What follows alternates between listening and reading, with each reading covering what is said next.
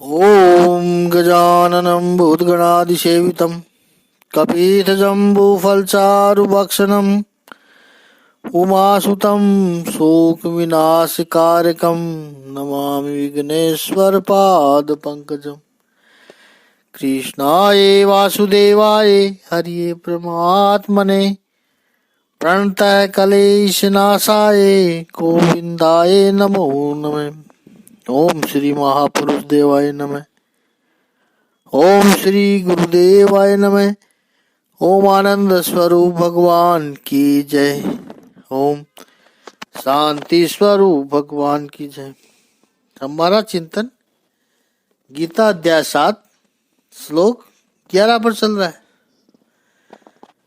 बलम बलवताम चाहम काम राग विवर्जितम धर्मा विरोधो भूतेषु कामोस्मि भरतर्षभ।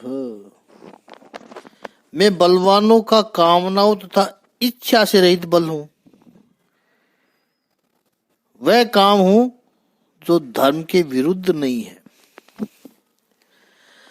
अर्जुन, बलवानों का बल हूं मैं, और वो भी बल कैसा? बल के आगे प्रभु ने एक विशेषण लगवा दिया, काम राग विवर्जितम। काम और राग से रहित जो बल है वो मैं हूं। और यहां एक बड़ी क्रांतिकारी घोषणा भगवान श्री कृष्ण ने की है, धर्मा विरुद्धो भूतेषु कामोस्मि भरतर्षभ। हे भरत वंशियों में श्रेष्ठ अर्जुन, धर्म से अविरुद्ध अर्थात धर्म की मर्यादा में धर्म सम्मत जो काम है वो मेरी विभूति है, वो मैं हूं। इस क्रांतिकारी घोषणा की हम जीवन के हर पहलू से जोड़कर देखेंगे, लेकिन उससे पहले बलवानों की बल की बात को समझिए अच्छी तरह से। श्रीमद् आदि शंकराचार्य जी ने अपने भाष्य में लिखा कि बल क्या है?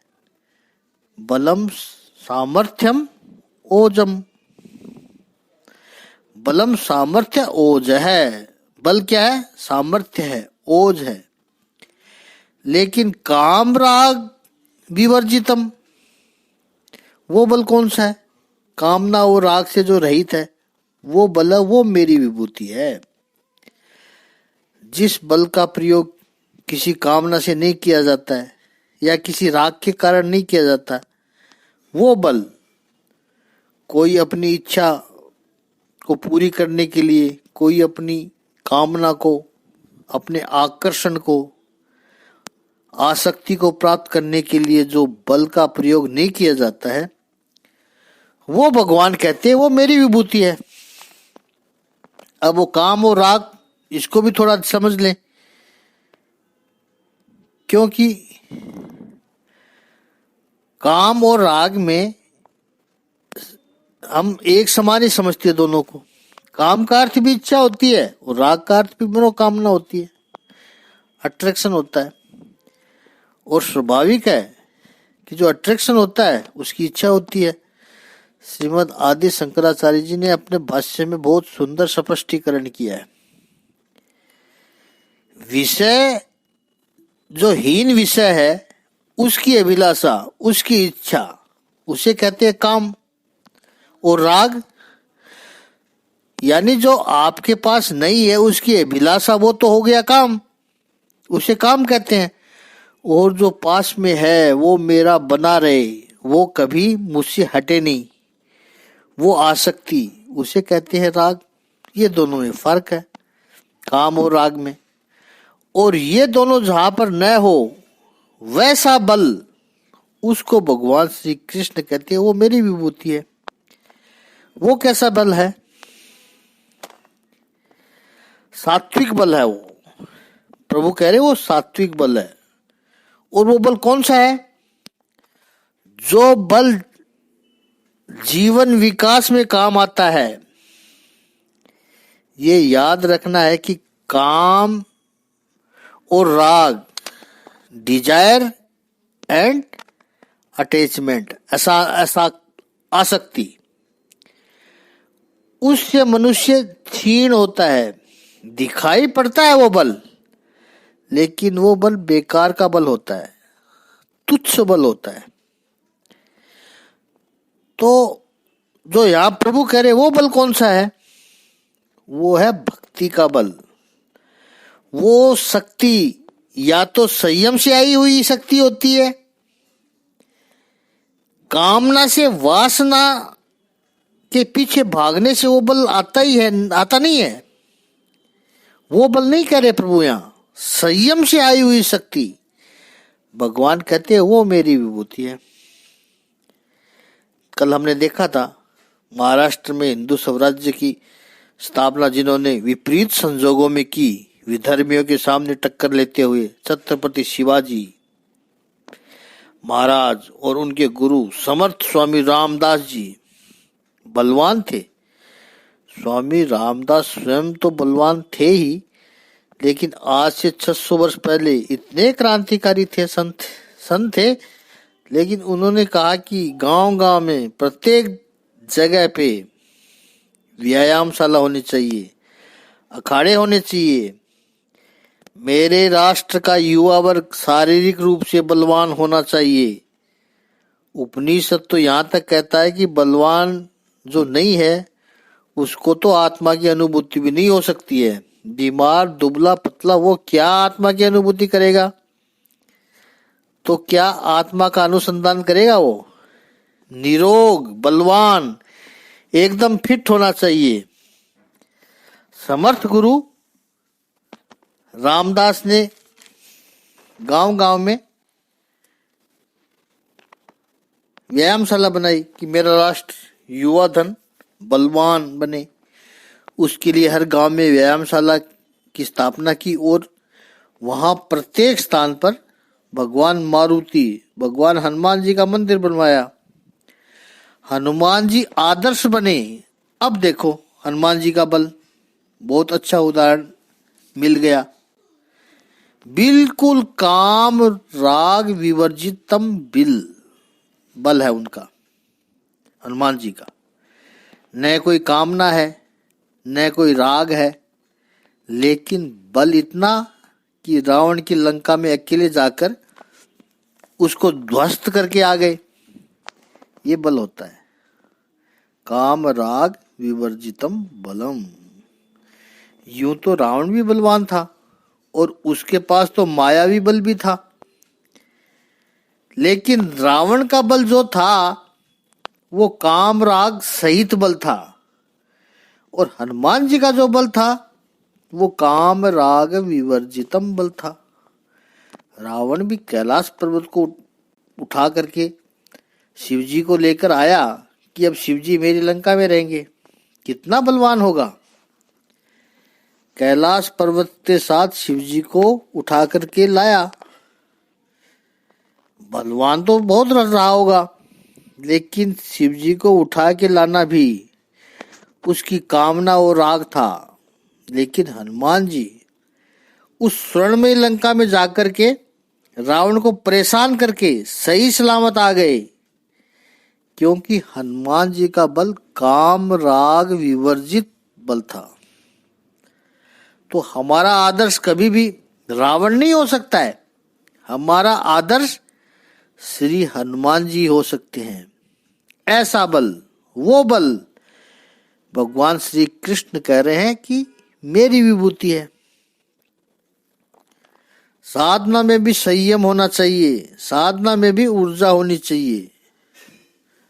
और 11वें श्लोक का तीसरा व चौथा चरण में प्रभु ने इतनी क्रांतिकारी घोषणा की है। क्या की है?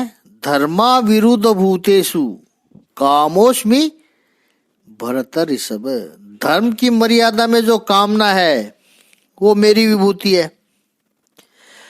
विश्व भर के सभी लोगों ने, विशेष करके धर्म के क्षेत्र में जो लोग रहे हैं, उन्होंने हमेशा कामना की ऊर्जा को नकारा है, नेगेटिव अप्रोच रखा है। कामना बुरी है, कामना खराब है, सब जगह यही बात आई है। कामना से बचो, कामना का त्याग करो। बस एक भगवान श्री कृष्ण जो जीवन को संपूर्ण रूप से स्वीकार करते हैं और गर्जना के साथ कहते हैं कि धर्म की मर्यादा में जो कामना है वो मेरी विभूति है। बड़ा संवेदनशील विषय है, बड़ा क्रांतिकारी विषय है। कामना क्या है? कामना का अर्थ है सेक्स एनर्जी।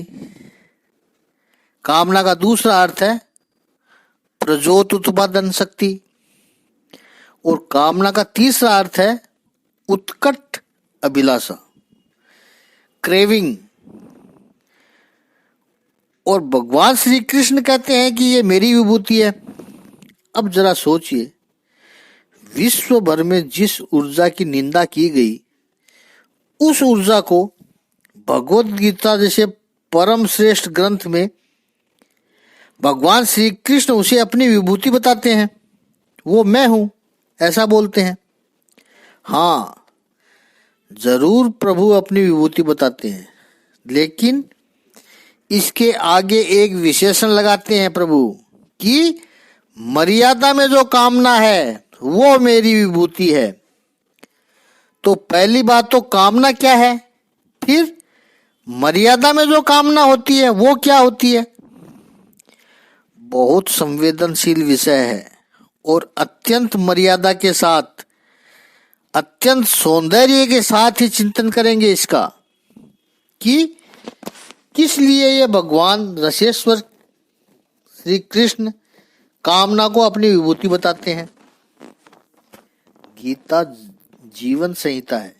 गीता में से जीवन के जो सूत्र प्राप्त होते हैं उनसे जीवन को पॉजिटिविटी मिलती है।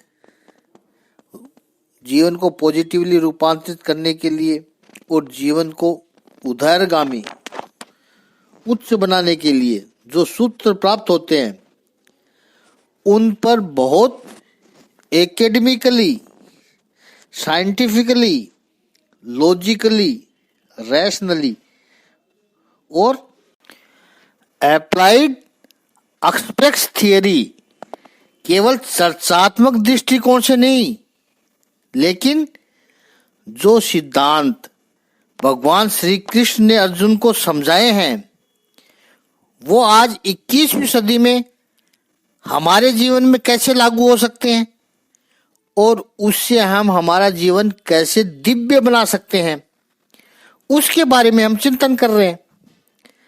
7वें अध्याय के 11वें श्लोक पर हमारा चिंतन चल रहा है।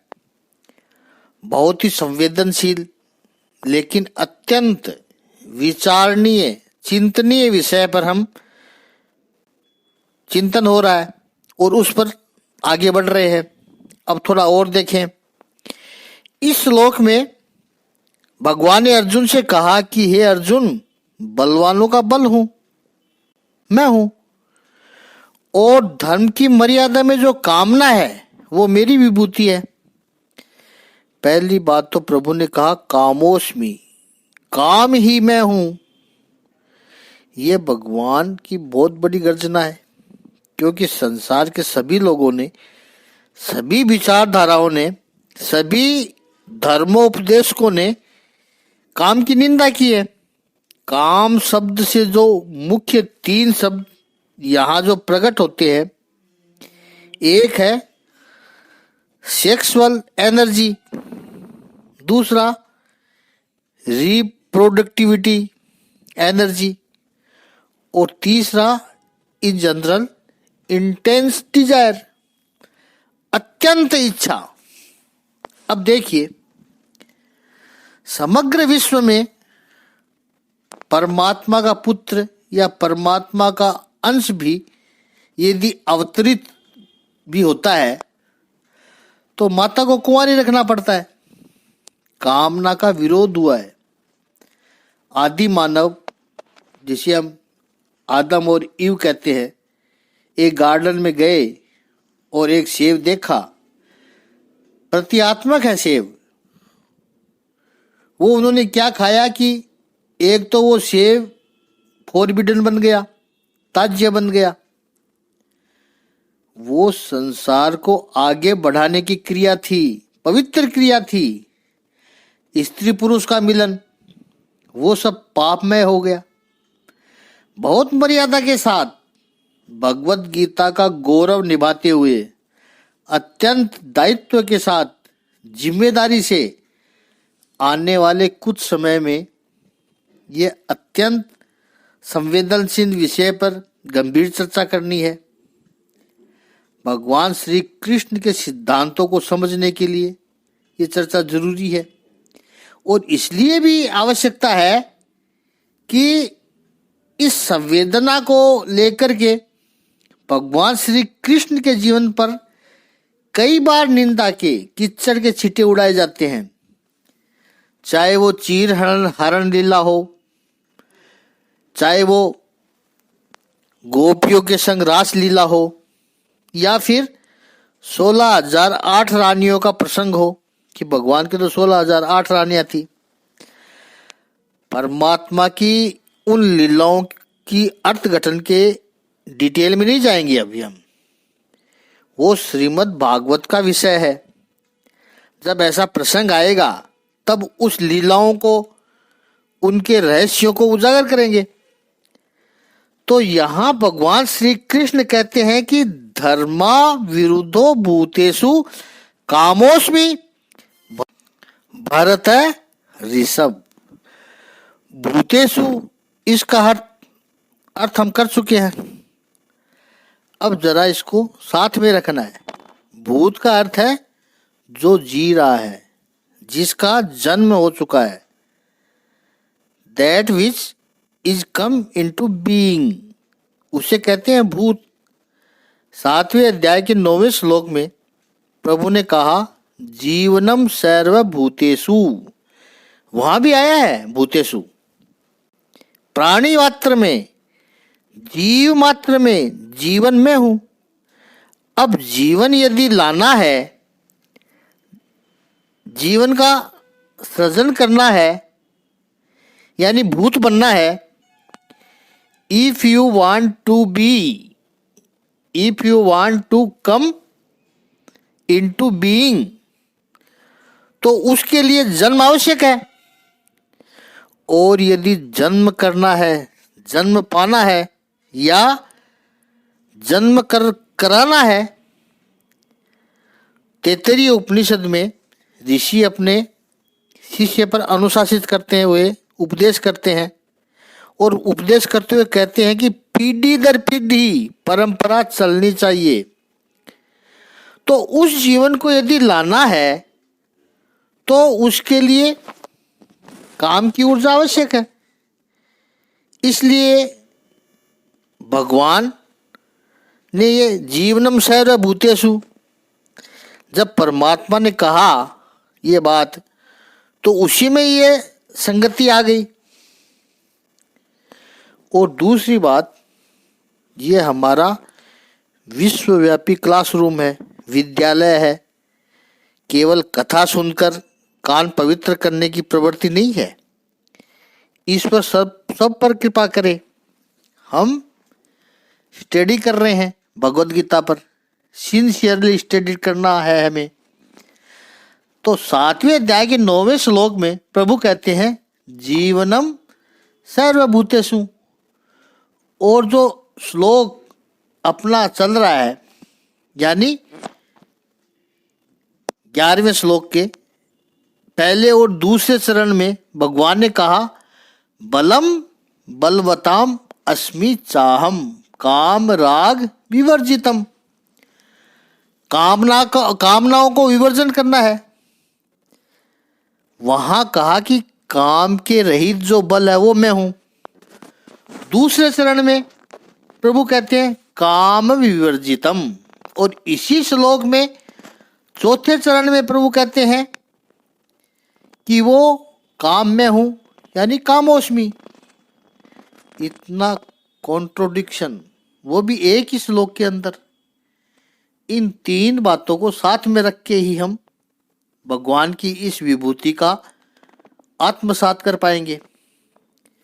पहला है बोला उन्होंने जीवनम सर्वभूतेषु, दूसरा काम राग विवर्जितम, और अंत में कामोष्मी। जैसे बल के लिए प्रभु ने विशेषण प्रयोग किया काम राग विवर्जितम, यहां काम के लिए भी प्रभु ने विशेषण प्रयोग करते हैं। क्या किया है? धर्मो विरोधो भूतेषु काम, धर्म अविरुद्धो काम अहम अस्मि, भूतेषु धर्मा विरुद्धो कामा अहम अस्मि। पहले तो काम क्या है ये समझिए। लोगों ने बिना समझे काम की अति निंदा की है, और यहाँ महापुरुष बेसिक कॉन्सेप्ट से धीरे धीरे ऊपर जाकर के आध्यात्मिक अर्थघटन महापुरुष करना चाहते हैं। कामना का अर्थ अक्सर लोग करते हैं स्त्री पुरुष संबंध या नर मादा संबंध। आवश्यक तो है ये। संपूर्ण विश्व में एकमात्र भारतीय संस्कृति है जिसने कामनाओं को स्वीकार किया। अब अपने यहाँ काम भी शास्त्र है, और जैसे भक्ति शास्त्र लिखने वाले सांडिल्य को मुनि कहा गया, पंचरात्र वहाँ भी भक्ति शास्त्र लिखने वाले नारद जी को मुनि कहा गया। ऐसे ये एकमात्र संस्कृति है जहाँ काम शास्त्र लिखने वाले वात्सायन को भी मुनि कहा गया है। मुनि वात्सायन। मुनि कौन है? जो मनन करता है। भक्ति सूत्र के लिखने वाले सांडिल्य और नारद दोनों यदि मुनि हो सकते हैं, तो यहाँ पर काम सूत्र लिखने वाले वात्सायन भी मुनि है। और मुनि वात्सायन ने काम सूत्र के ग्रंथ में आरंभ में लिखा है। उसका हम कर्ण चिंतन करेंगे, चिंतन विशेष होगा। आज इतना ही। ओम श्री सच्चिदानंद भगवान की जय। ओम श्री आनंद कंद भगवान की जय।